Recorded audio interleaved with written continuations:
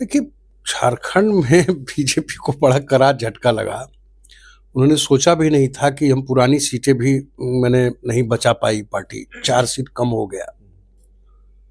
इसमें 2 फैक्टर मैंने देखा कि देखो, बिहार और झारखंड की दोनों की राजनीति में काफ़ी समानता है। आपकी जो उनका वर्जन था, और तो ये सिंपैथी का 2-3 कारण हुआ। एक तो ये, और दूसरा समेटना, फिर जेल से आना, फिर लोगों के बीच 1 to 1, और दाढ़ी बढ़ा करके पिता का गेटअप देखा। एक चीज और देखा होगा कि माननीय शिबू सोरेन जी का जो गेटअप, उनके चेहरे पर बिल्कुल स्पष्ट लग रहा था कि सेकंड शिबू सोरेन हो।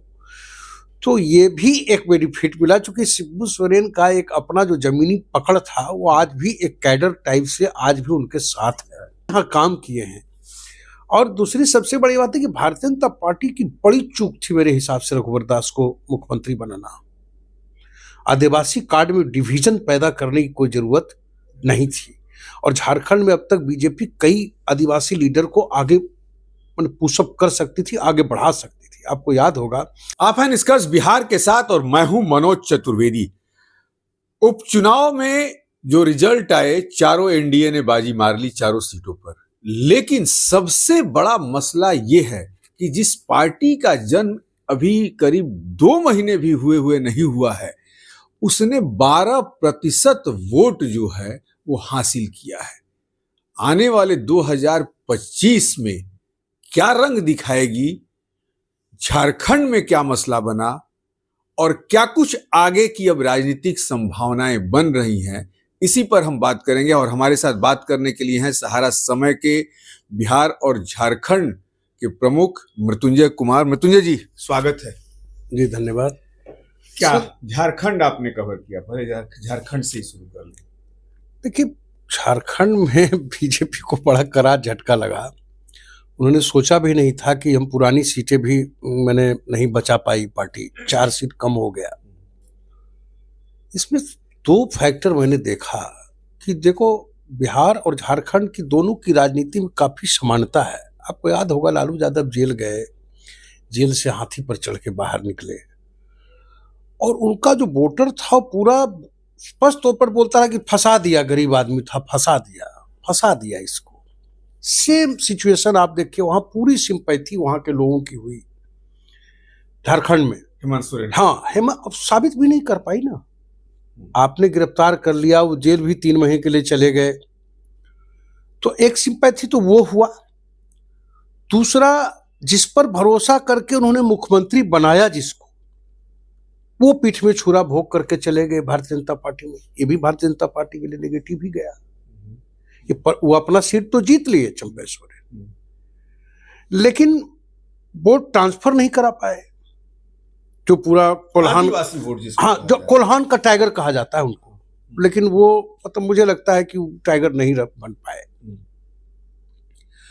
तो एक तो वो भी एक सिंपैथी था कि आखिर इसके पीठ में छुरा भोंका है, ये मैसेज। और ये सारी बातें कल्पना सोरेन, जब उन्होंने करीब 100 सभाएं की, उस 100 सभाओं में 3 लाइन उनका बड़ा पंच लाइन होता था कि जो गद्दार को नहीं, तब जिन्होंने अपने लोगों ने ही हमें नुकसान पहुंचाया, दूसरों से मुझे कोई नहीं। बीजेपी ने अगर कुछ किया तो चीखे दूसरी पार्टियां हैं, लेकिन कुछ अपने ही लोगों ने किया, इस टाइप की जो उनका वर्जन था। और तो ये सिंपैथी का 2-3 कारण हुआ। एक तो ये, और दूसरा समेटना, फिर जेल से आना, फिर लोगों के बीच 1 to 1, और दाढ़ी बढ़ा करके पिता का गेटअप देखा। एक चीज और देखा होगा कि माननीय शिबू सोरेन जी का जो गेटअप, उनके चेहरे पर बिल्कुल स्पष्ट लग रहा था कि सेकंड शिबू सोरेन हो। तो ये भी एक बेनिफिट मिला, चूंकि शिबू सोरेन का एक अपना जो जमीनी पकड़ था, वो आज भी एक कैडर टाइप से आज भी उनके साथ है। तो इन सब ऐसे फैक्टर हुए जिससे कि इतनी बड़ी मार्जिन से जीत हुई। तो ये मुझे लगता है कि 2-3 इक्वेशन इसमें बड़ा काम किया।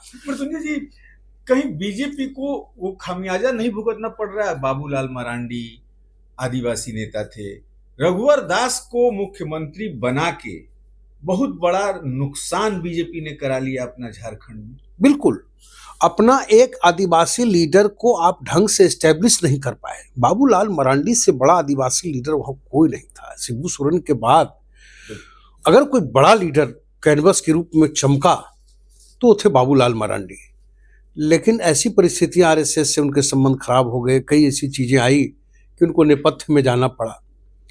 हालांकि नरेंद्र मोदी ने उसको सहजने का प्रयास किया, लेकिन जब सत्ता आई 10 साल पहले, आपको याद होगा 14 में आई थी सत्ता, और इन्होंने नॉन आदिवासी कार्ड खेल दिया भारतीय जनता पार्टी ने, और उनको बना दिया मतलब कि आप देखो कि उनको मुख्यमंत्री बाबूलाल मरांडी को या इस टाइप के किसी आदिवासी लीडर को आगे करना चाहिए था। हर जगह काट की हांडी बार बार नहीं चढ़ती।